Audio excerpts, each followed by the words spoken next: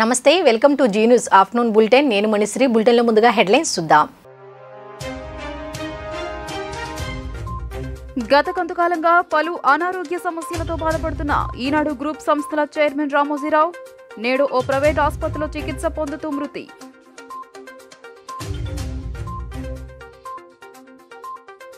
రామోజీరావుకు నివాళులు అర్పించిన టీడీపీ అధినేత చంద్రబాబు, వైసీపీ అధినేత జగన్. అక్షర యోధుడిగా పేరున్న రామోజీ లేని లోటు తీరనిదని వెల్లడి.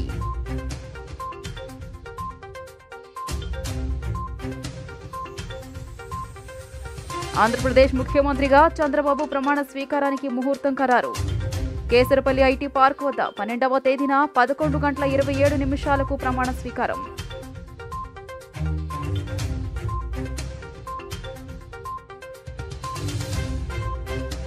సెంట్రల్ ఎమ్మెల్యే బోండా ఉమాను సాలువా కప్పి సత్కరించిన జీ ఛానల్ ఎండీ విగ్రహాల ఉదయ భాస్కర్ కుమార్. శుభాకాంక్షలు తెలిపిన యాజమాన్య సభ్యులు మధురి కోటిరెడ్డి, విగ్రహాల శివకుమార్. ఈనాడు గ్రూప్ సంస్థల చైర్మన్ రామోజీరావు గుండె సంబంధిత సమస్యలతో హైదరాబాద్లోని ఓ ఆసుపత్రిలో చికిత్స పొందుతూ మృతి చెందారు. ఈ నెల 5న ఆయనకు శ్వాస తీసుకోవడంలో ఇబ్బందులు ఎదురవడంలో ఆయన్ను ఆసుపత్రిలో చేర్చారు. ఆరోగ్యం విషమంగా ఉండటంతో ఈ రోజు ఉదయం ఆయన తుది శ్వాస విడిచారు. ఆయన్ను పరీక్షించిన వైద్యులు స్టంట్ అమర్చారు. అనంతరం రామోజీరావుకు ఐసీయూలో చికిత్స అందించారు. ఈనాడు గ్రూప్ సంస్థల చైర్మన్ రామోజీరావు అస్తమయంపై టీడీపీ అధినేత నారా చంద్రబాబు నాయుడు తీవ్ర దిగ్భ్రాంతిని వ్యక్తం చేశారు. ఒక సామాన్య కుటుంబంలో పుట్టి అసామాన్య విజయాలు సాధించిన రామోజీరావు మరణం తనను తీవ్ర ఆవేదనకు గురిచేసిందని అన్నారు. అక్షర యోధుడిగా పేరున్న రామోజీ తెలుగు రాష్ట్రాలకు, దేశానికి అందించిన సేవలను చంద్రబాబు నాయుడు గుర్తు చేసుకున్నారు. కొద్ది రోజులుగా అనారోగ్యంతో ఉన్న ఆయన తిరిగి కోలుకుంటారని తామంతా భావించామని, కానీ ఇలాంటి వార్త వినాల్సి వస్తుందని అనుకోలేదని చంద్రబాబు నాయుడు అన్నారు.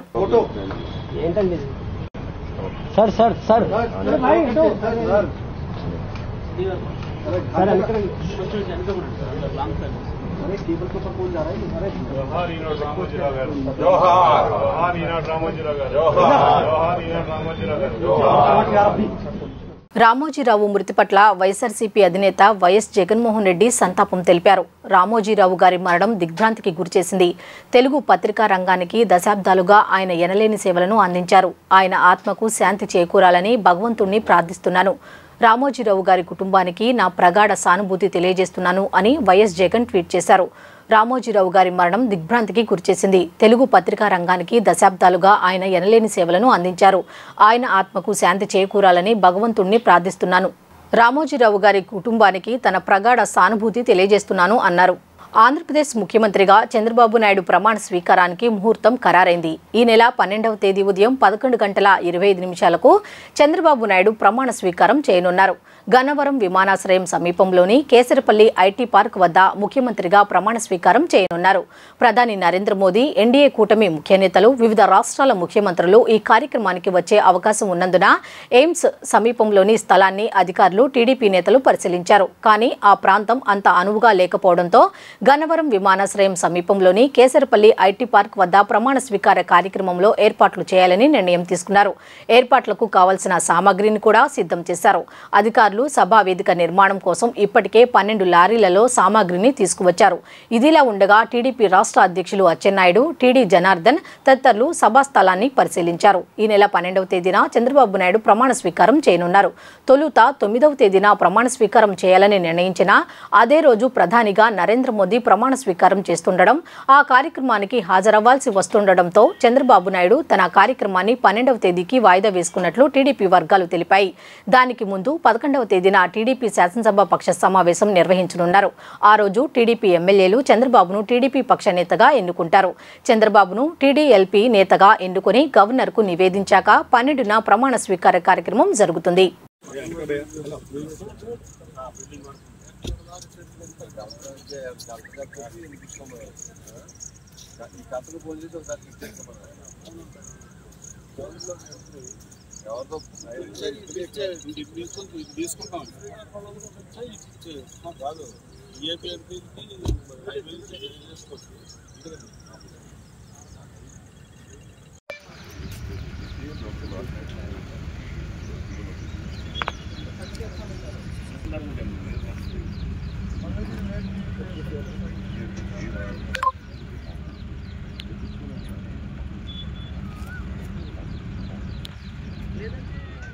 టీడీపీ పొలిట్ బ్యూరో సభ్యులు సెంట్రల్ నియోజకవర్గ శాసనసభ్యునిగా గెలుపొందిన బోండా ఉమామహేశ్వరరావును జీ ఛానల్ ఎండీ విగ్రహాల ఉదయ్ భాస్కర్ కుమార్ మర్యాదపూర్వకంగా కలిసి శాలువాతో సత్కరించి పుష్పగుచ్చాలను అందజేసి శుభాకాంక్షలు తెలియజేశారు.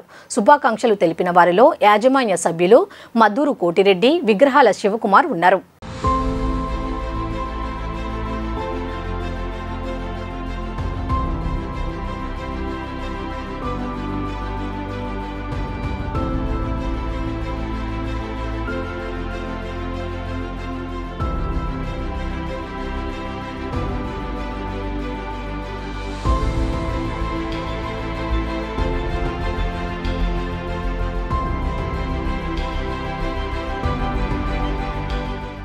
వైసీపీ ప్రభుత్వ హయాంలో తనపై 26 తప్పుడు కేసులు పెట్టారని, ఈ విషయాన్ని అంత సులువుగా వదిలిపెట్టనని టీడీపీ నేత నారా లోకేష్ ఏఎన్ఐ ఇంటర్వ్యూలో చెప్పారు.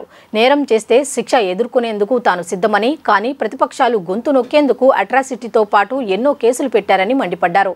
రెడ్ బుక్ తాను అనుకున్న దానికంటే చాలా పాపులర్ అయిందని పేర్కొన్నారు. చట్టం ముందు అందరూ సమానమేనని స్పష్టం చేశారు. Clearly, Red Book has become a lot more popular than I thought it would ever. Let me give a bit of context before I dive into Red Book. See, I'm a Stanford MBA. I came back to serve the people.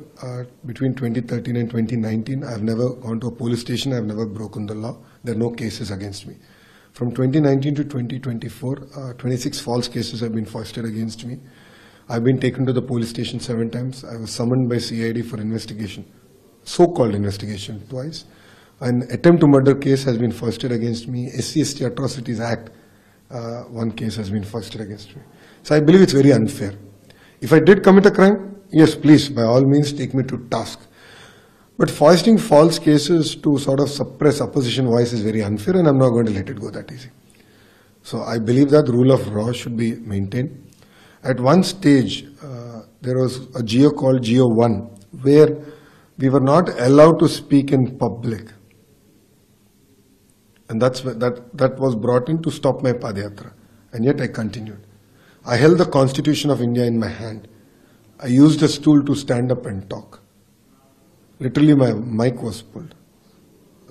My Karyakarta was helping me with my mic. He was beaten up. Obviously we need to take action. There has to be an inquiry and all this. I mean, if officers and YCP leaders break the Constitution, then there has to be certain ramifications to it. Otherwise, I will get more pressure from my Karyakarta saying, let's rewrite the Constitution of India, which is unfair. The law is equal. Everyone is equal in front of the law. And I believe we should implement the law in its true spirit. YSRCP విశ్వసనీయతే party పునర్వైభవానికి పునాదిగా నిలుస్తుందని, గత 5 ఏళ్ల సుపరిపాలనను రాబోయే పాలనతో ప్రజలు ఖచ్చితంగా బేరీజు వేసుకుంటారని పలువురు పార్టీ నేతలు పేర్కొన్నారు. ఇచ్చిన హామీలను నెరవేర్చి మాట మీద నిలిచిన పార్టీగా వైఎస్ఆర్సీపీకి ప్రజల మనసులో ఎప్పటికీ చోటు ఉంటుందని, పార్టీ పునర్వైభవానికి ఇదే గట్టి పునాది అని స్పష్టం చేశారు. వైఎస్ఆర్సీపీ నుంచి గెలుపొందిన ఎమ్మెల్యేలు, ఎంపీలతో పాటు ఎన్నికల్లో పోటీ చేసిన అభ్యర్థులు, పలువురు ఎమ్మెల్సీలు, నేతలు గురువారం తాడేపల్లిలోని క్యాంపు కార్యాలయంలో పార్టీ అధ్యక్షులు వైఎస్ జగన్మోహన్ రెడ్డిని కలిసి ఫలితాలపై ఒక్కొక్కరు తమ అభిప్రాయాలను వ్యక్తం చేశారు. జనసేన అధినేత పవన్ కళ్యాణ్ లాంటి సభ్యత, సంస్కారం ఉన్న వ్యక్తితో కలిసి పనిచేసినందుకు తనకు గర్వంగా ఉందన్నారు పిఠాపురం మాజీ ఎమ్మెల్యే వర్మ. ఆయనతో ఇబ్బందులు లేవని స్పష్టం చేశారు. శుక్రవారం రాత్రి గొల్లప్రోలు మండలం వన్నెపూడి గ్రామంలో టీడీపీ నేత వర్మ కారుపై దాడి చేసి అద్దాలు ధ్వంసం చేశారు. ఈ దాడి ఘటనపై మాజీ ఎమ్మెల్యే వర్మ స్పందించారు. 5-6 నెలల కింద టీడీపీ నుంచి వెళ్లిపోయి జనసేనలో చేరిన వారు తనపై దాడికి పాల్పడ్డారని ఆరోపించారు.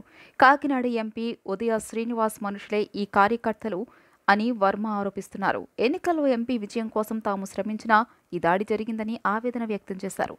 పోలీసుల సమక్షంలోనే ఈ దాడి జరిగిందని, ఎదురు దాడి చేయడానికి చేతకాక కాదని తాము సంయమనం పాటిస్తున్నట్లు వర్మ చెప్పారు. పిఠాపురంలో తొలిసారి ఇలాంటి దాడులు, సీసాలు, ఇటుకలతో దాడులు చేశారు. ఇటీవల ఇలాంటి దాడులు సర్వసాధారణమయ్యాయి. నటుడు సాయి ధరమ్ తేజ్ పై సైతం ఇలాగే కొన్ని రోజుల కిందట దాడికి పాల్పడ్డారు. నన్ను హత్య చేయడానికి ఈ దాడి చేశారు. సీసా పెంకులు గుచ్చుకున్నాయి. 20 ఏళ్లకు పైగా తాను రాజకీయాల్లో ఉండగా ఇప్పుడు తొలిసారి పిఠాపురంలో ఇలాంటి దాడి జరిగింది. తనపై దాడి చేసింది అసలైన జనసేన కార్యకర్తలు కాదు. వారి వ్యవహారం నచ్చక టీడీపీ నుంచి తీసేసిన 25 మంది జనసేనలో చేరారు. వీళ్లు మా కార్యకర్తలపై దాడులు చేశారు. ఇప్పుడు ఏకంగా నాపై దాడికి పాల్పడ్డారు అని పిఠాపురం మాజీ ఎమ్మెల్యే వర్మ చెప్పుకొచ్చారు. నేను ఎవరికీ భయపడే వ్యక్తిని కాదు. పార్టీ అధినాయకత్వం సూచన మేరకు ఇంకా పోలీసులకు ఫిర్యాదు చేయలేదు. గత 8 నెలలుగా ఓ టీడీపీ నేత నాపై దాడులకు ప్లాన్ చేశారు.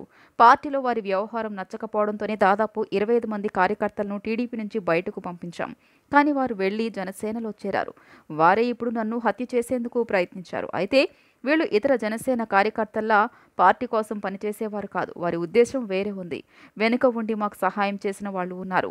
వెనుక నుంచి మాపై దాడులకు పాల్పడిన వారు ఉన్నారు. దాడి జరిగిన సమయంలో వాహనంలో మాజీ జెడ్పీటీసీలు ముఖ్య నేతలు ఉన్న సమయంలో దుండగులు దాడి చేశారు.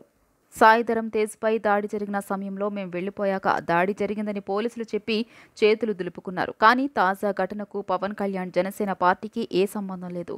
నా వాహనాన్ని రిపేర్ చేయించకుండా అలాగే బయట పెడతాను. పోలీసులు సరైన చర్యలు తీసుకునే వరకు లాక్ చేసి కారును సెంటర్లోనే పెడతాను. 2009 నుంచి పవన్ కళ్యాణ్ ఆయనకు సంబంధించిన వ్యక్తులకు మాకు మంచి సంబంధాలే ఉన్నాయి.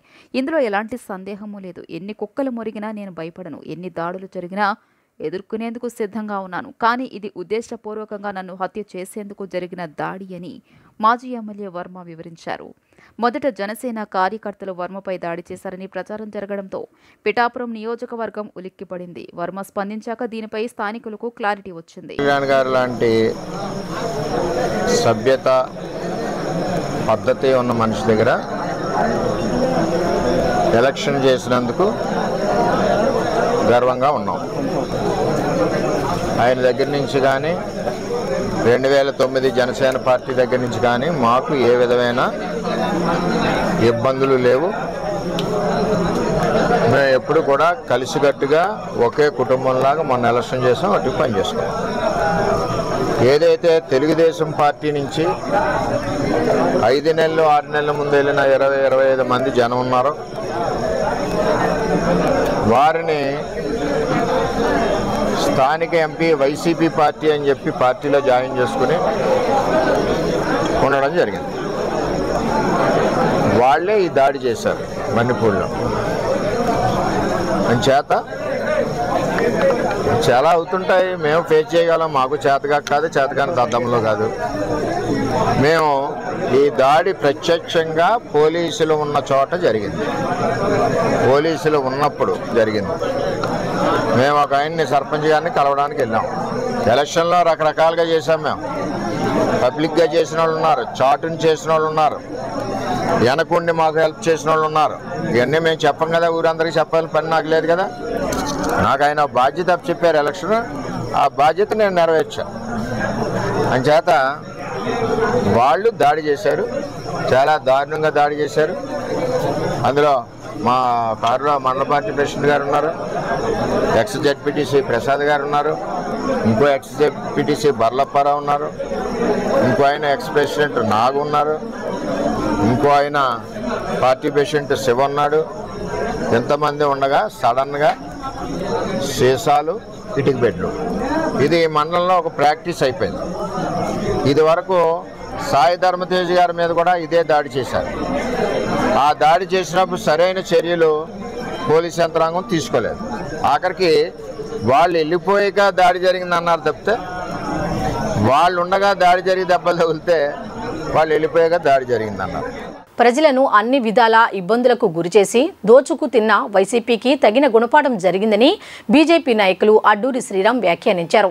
అభివృద్ధిని గాలికొదిలేసి అమరావతిని నిర్వీర్యం చేసినందుకు జగన్కు తగిన శాస్తిని ప్రజలు ఇచ్చారని చెప్పారు. విజయవాడ పశ్చిమ నియోజకవర్గం నుంచి భారీ మెజారిటీతో బీజేపీ అభ్యర్థి సుజనా చౌదరి గెలవడంతో సంబరాలు కొనసాగుతున్నాయి. శుక్రవారం సాయంత్రం కృష్ణఘాట్ వద్ద బీజేపీ శ్రేణులు వ్యాపారవేత్తల సమక్షంలో కేక్ కట్ చేసి సంతోషం వ్యక్తం చేశారు. అనంతరం BJP city president Adduri Sriram, ఆ పార్టీ నేతలు పైల సోమనాయుడు, బుద్దా దివాకర్ మీడియాతో మాట్లాడుతూ గత ప్రభుత్వంలో రాష్ట్రం అభివృద్ధిలో కుంటుపడిపోయిందని చెప్పారు. సరిగా వ్యాపారాలు లేక వ్యాపారులు తీవ్ర ఇబ్బందులు ఎదుర్కొన్నారని తెలిపారు.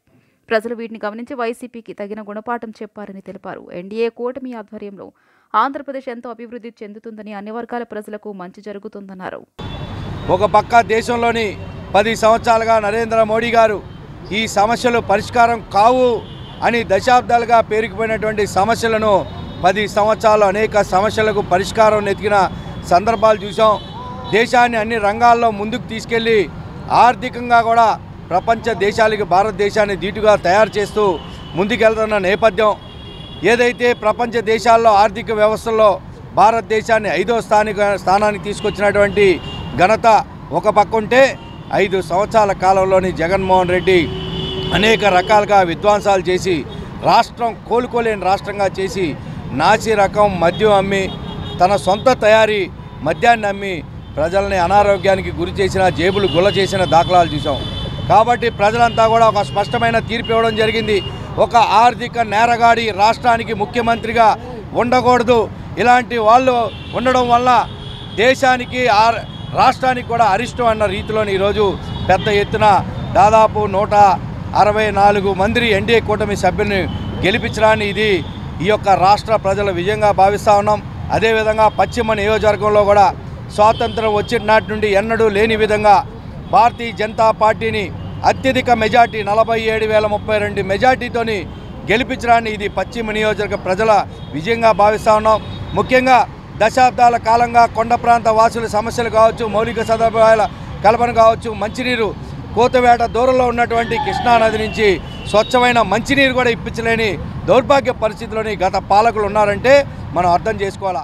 కనీ విని ఎరగని రీతిలో పశ్చిమ నియోజకవర్గంలో ఇప్పటి వరకు చూడని విజయాన్ని భారతీయ జనతా పార్టీ ఎన్డీఏ కూటమి అభ్యర్థి సుజనా చౌదరి గారికి అందించిన ప్రజలకి మా హృదయపూర్వక కృతజ్ఞతలు. అలాగే చౌదరి గారు నాన్ లోకల్ అని ప్రచారం చేశారు.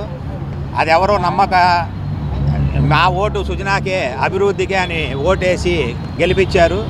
ఈరోజు ఆయన విజయవాడ వెస్ట్ని ద బెస్ట్ నియోజకవర్గంగా తీర్చిదిద్దుతారన్న నమ్మకం మాకుంది అని చెంపబెట్టులాగా ఓట్లేసి అత్యధిక మెజారిటీతో గెలిపించి మాది ఎప్పుడూ కూడా అభివృద్ధి బాటే అని నిరూపించారు విజయవాడ పశ్చిమ నియోజకవర్గ ప్రజలు. వాళ్ళందరికీ కృతజ్ఞతలు తెలుపుకుంటున్నాం. అలాగే చౌదరి గారు రాబోయే కాలంలో ఎన్నో అభివృద్ధి కార్యక్రమాలు, సంక్షేమ కార్యక్రమాలు చేస్తారని, అది అందరికీ అందుతాయని ఆశిస్తున్నాం. ఆంధ్ర రాష్ట్రంలో నగరాలు, పట్టణాల్లో ఇళ్ల నుంచి చెత్త పన్ను వసూలు చేయవద్దని పట్టణ నగరపాలక సంస్థలకు అధికారులు మౌఖిక ఆదేశాలు జారీ చేశారు. తదుపరి ఉత్తర్వులు వచ్చే వరకు వసూళ్లు నిలిపివేయాలన్నారు. అధికారంలోకి వచ్చిన తర్వాత చెత్త పన్నును రద్దు చేస్తామని ఎన్డీఏ కూటమి హామీ ఇచ్చిన సంగతి తెలిసిందే. ఇచ్చిన మాట ప్రకారం చెత్తపై పన్ను చెల్లింపును రద్దు చేశారు. చెత్త సేకరణ పేరుతో గత ప్రభుత్వం ఇళ్ల నుంచి నెలకు 30 రూపాయల నుంచి 150 రూపాయల చొప్పున వసూలు చేసిన సంగతి తెలిసిందే. తిరువూరు నియోజకవర్గ ఎమ్మెల్యే కొలికిపూడి శ్రీనివాసరావు శుక్రవారం పాడె మోశారు. ఎన్టీఆర్ జిల్లా తిరువూరు మండలం కొమ్మిరెడ్డిపల్లి గ్రామానికి చెందిన టీడీపీ కార్యకర్త, గ్రామ ఐటీడీపీ అధ్యక్షులు ఎముకపాటి రమేష్ రోడ్డు ప్రమాదంలో మృతి చెందారు. ఆయన మృతదేహానికి కొలికిపూడి శ్రీనివాసరావు నివాళులర్పించి పాడె మోశారు.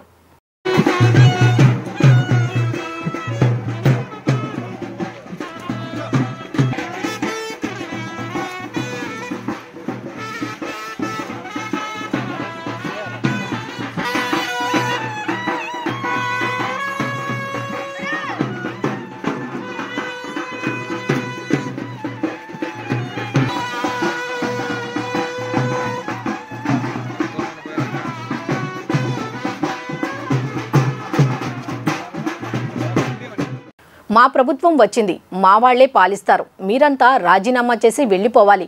అలాగే యూనివర్సిటీలోని వైఎస్ఆర్ విగ్రహాన్ని శుక్రవారం 5 గంటల్లోపు తొలగించాలి, లేకపోతే మీ ఇష్టం అంటూ తెలుగునాడు స్టూడెంట్స్ ఫెడరేషన్ నాయకులు, టీడీపీ కార్యకర్తలు శ్రీకృష్ణదేవరాయ విశ్వవిద్యాలయం VC K Hussain Reddy, registrar MV లక్ష్మయ్యలకు అల్టిమేటం జారీ చేశారు. ఎన్నికల్లో టీడీపీ గెలిచిన నేపథ్యంలో ఆ పార్టీ కార్యకర్తలు, టీఎన్ఎస్ఎఫ్ నాయకులు గురువారం ఎస్కేయూ ప్రధాన ద్వారం వద్ద సంబరాలు నిర్వహించారు. అనంతరం రిజిస్టర్ ఎంవి లక్ష్మయ్య ఛాంబర్కు వెళ్లి వెంటనే రాజీనామా చేయాలని పట్టుబట్టారు. ప్రభుత్వం మారింది, మాకు అనుకూలమైన అధికారిని నియమించుకుంటాం, వెంటనే వెళ్లిపోండి అని హెచ్చరించారు. అనంతరం వీసీ హుస్సేన్ రెడ్డి ఛాంబర్కు వెళ్లి పదవికి రాజీనామా చేయాలని పట్టుబట్టారు. ఎస్కేయూలో ఏర్పాటు చేసిన వైఎస్ రాజశేఖర రెడ్డి విగ్రహాన్ని వెంటనే తొలగించాలన్నారు. ఇందుకోసం యూనివర్సిటీ సూపరింటెండెంట్ ఆఫ్ ఇంజనీర్ను పిలిపించాలని డిమాండ్ చేశారు. దీంతో భయపడిన వీసీ యూనివర్సిటీ ఎస్ఈని పిలిపించారు. యూనివర్సిటీలోని వైఎస్ఆర్ విగ్రహాన్ని తక్షణమే తొలగించాలని ఆయన కూడా టీఎన్ఎస్ఎఫ్ నాయకులు హెచ్చరించారు. సమాచారం అందుకున్న ఇటుకలపల్లి సిఐ, ఎస్ఐ చేరుకుని టీఎన్ఎస్ఎఫ్ నేతలు టీడీపీ కార్యకర్తలకు సర్ది చెప్పే ప్రయత్నం చేశారు. వర్సిటీ ఉద్యోగి తిమ్మప్ప కూడా వీసీని బెదిరించడం మంచి పద్ధతి కాదని, క్రమశిక్షణగా ఉండాలని కోరారు. దీంతో వారంతా వైఎస్ఆర్ విగ్రహాన్ని ఎప్పటిలోగా తొలగిస్తారో చెబితే తాము వెళ్లిపోతామన్నారు. 6వ తేదీ వరకు ఎన్నికల కోడ్ ఉన్న నేపథ్యంలో శుక్రవారం వైఎస్ఆర్ విగ్రహం తొలగిస్తామని అధికారులు తెలిపారు. దీంతో టీఎన్ఎస్ఎఫ్, టీడీపీ నాయకులు వెళ్లిపోయారు. అప్పటికప్పుడు పాలక మండలి సమావేశం ఎస్క్యూలో వైఎస్ఆర్ విగ్రహాన్ని పాలక మండలి అనుమతితో ఏర్పాటు చేసినందున విగ్రహం తొలగించేందుకు కూడా పాలక మండలి అనుమతి కావాలి. దీంతో వీసీ రిజిస్టర్ గురువారం సాయంత్రం అందుబాటులో ఉన్న పాలక మండలి సభ్యులతో సమావేశం ఏర్పాటు చేశారు. యూనివర్సిటీలో వైఎస్ఆర్ విగ్రహం తొలగింపు డిమాండ్ గురించి ప్రభుత్వానికి లేఖ రాసి ప్రభుత్వ సూచన మేరకు వ్యవహరించాలని పాలక మండలి నిర్ణయించింది. కాగా గత టీడీపీ ప్రభుత్వ హయాంలో జేఎన్టీయూఏలో ఎన్టీఆర్ విగ్రహాన్ని ఏర్పాటు చేశారు. ఆడిటోరియానికి ఎన్టీఆర్ పేరు పెట్టారు. అయినప్పటికీ వైఎస్ఆర్సీపీ ప్రభుత్వ హయాంలో ఎన్టీఆర్ విగ్రహాన్ని తొలగించలేదు. ఆడిటోరియం పేరును మార్చలేదని, టీడీపీ ఇంకా అధికారం చేపట్టక మునిపే ఇలాంటి చర్యలకు పూనుకోవడాన్ని విద్యార్థులు, అధ్యాపకులు తప్పుపడుతున్నారు.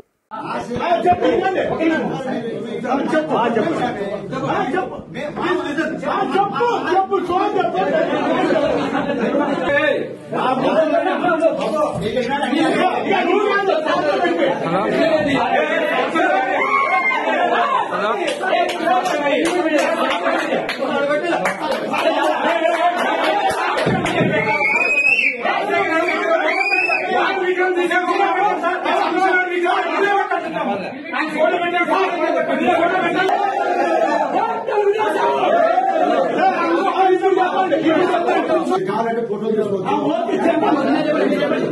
అయిపోయింది కదా, రైట్. ఇప్పుడు మేము ఇంతకుముందు కూడా మీరు అధికార నెంబరు యాజ్ రిజిస్టర్ గా కావచ్చు,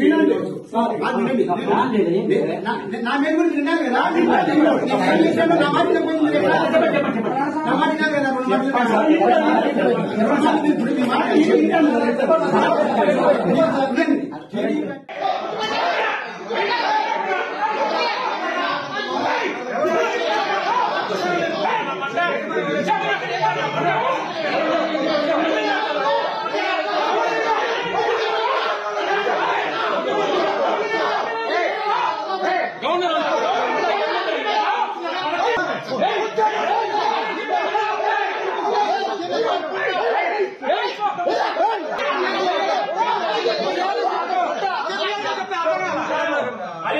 మేము గౌరవంగా అడుగుతున్నాం సార్, రావద్దు సార్.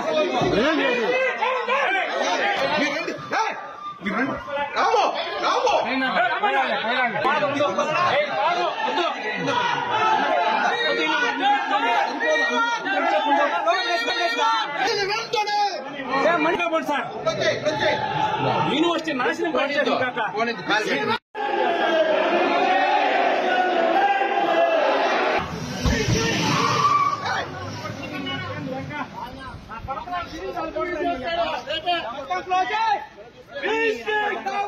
ఇంద్రకీలాద్రిపై వేంచేసి ఉన్న శ్రీ కనకదుర్గమ్మ వారిని ప్రముఖ సినీ నిర్మాత, నటుడు బండ్ల గణేష్ దర్శించుకున్నారు. అనంతరం ఆయన మీడియాతో మాట్లాడారు. విజయవాడ వచ్చినప్పుడు అమ్మవారిని ప్రత్యేకంగా దర్శించుకుంటానని తెలిపారు. ఆంధ్రప్రదేశ్ రాష్ట్రంలో నూతనంగా ఏర్పడిన ప్రభుత్వం ప్రజలకు మంచి చేయాలన్నారు. ఆంధ్రప్రదేశ్లో అమ్మవారిని దర్శించుకున్నాను, ఫస్ట్ చాలా సంతోషం. ఎప్పుడు విజయవాడ వచ్చినా కొండ మీద అమ్మవారిని దర్శించుకోవడం నాకు ఇష్టం. అమ్మవారిని చూడటం అంటే తల్లిని చూసినట్టు. అట్లాగే నూతనంగా ఏర్పడిన అద్భుతమైన గవర్నమెంట్ చాలా మంచి చేయాలని, ఆంధ్రప్రదేశ్ ప్రజలకు చాలా బాగా చేయాలని. వార్తలు ముగించే ముందు హెడ్లైన్స్ మరోసారి చూద్దాం. గత కొంతకాలంగా పలు అనారోగ్య సమస్యలతో బాధపడుతున్న ఈనాడు గ్రూప్ సంస్థల చైర్మన్ రామోజీరావు నేడు ఓ ప్రైవేట్ ఆసుపత్రిలో చికిత్స పొందుతూ మృతి.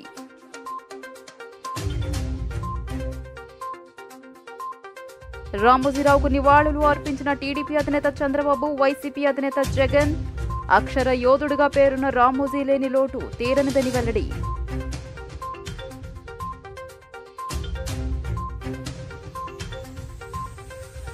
ఆంధ్రప్రదేశ్ ముఖ్యమంత్రిగా చంద్రబాబు ప్రమాణ స్వీకారానికి ముహూర్తం ఖరారు. కేసరపల్లి ఐటీ పార్క్ వద్ద 12వ తేదీన 11:27 ప్రమాణ స్వీకారం.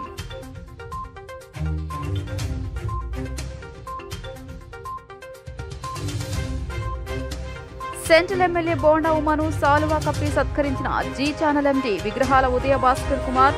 శుభాకాంక్షలు తెలిపిన యాజమాన్య సభ్యులు మధురి కోటిరెడ్డి, విగ్రహాల శివకుమార్. ఈ వార్తలు ఇంతటితో సమాప్తం. తిరిగి రాత్రి 7:30 బులెటిన్లో కలుద్దాం. అంతవరకు సెలవు. నమస్కారం.